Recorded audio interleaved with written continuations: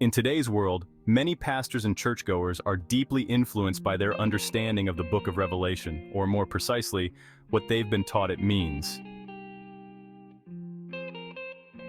The narrative of Revelation often emphasizes the escalation of violence, division, wars, and even the breakdown of family relationships as signs of the end times.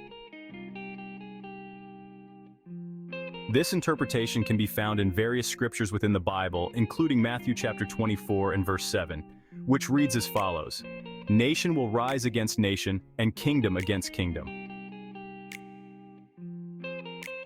There will be famines and earthquakes in various places."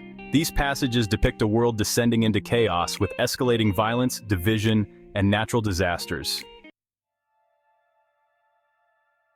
As your news agencies get congested with the violence and societal breakdown, many Christians sit back and say, sometimes smugly, "See, it's biblical prophecy being fulfilled." Many Christians today believe that Jesus will return at the end of time and with a single act, restore everything to its intended state. The point of this video is that, regrettably, this belief often leads to a theology that suggests there is no need for believers to engage in the governance of their communities, as Jesus will ultimately resolve all issues.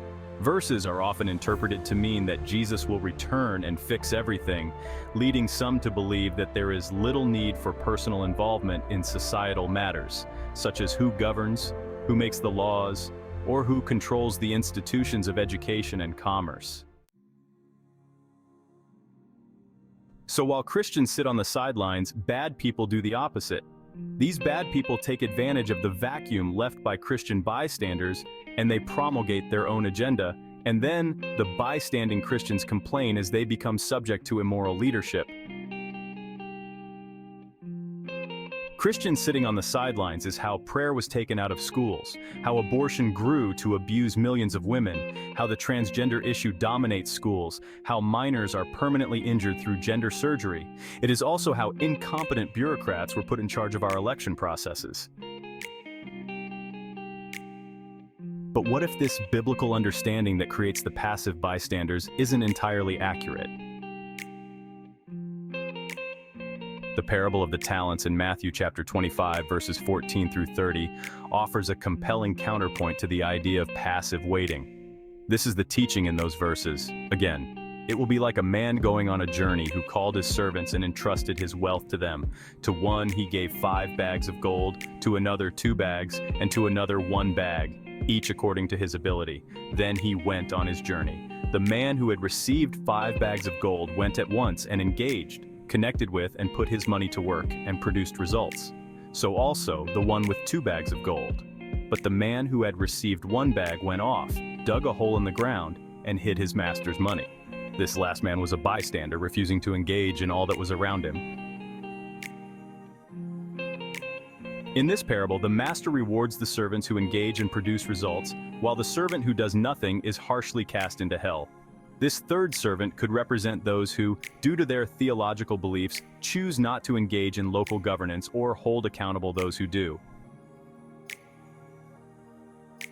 The message is clear. Christians are not called to sit on the sidelines waiting for Jesus to return and fix everything.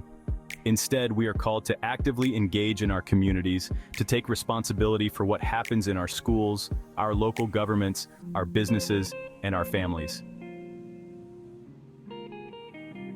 By engaging in local governance and community leadership, Christians can ensure that biblical values are upheld and that justice and righteousness prevail in society.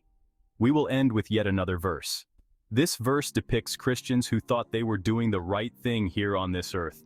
This verse is in Matthew chapter 7 verse 21, which says, "Not everyone who says to me, 'Lord, Lord,' will enter the kingdom of heaven, but only the one who does the will of my Father who is in heaven. Many will say to me on that day, 'Lord, Lord, did we not prophesy in your name and in your name drive out demons and in your name perform many miracles?'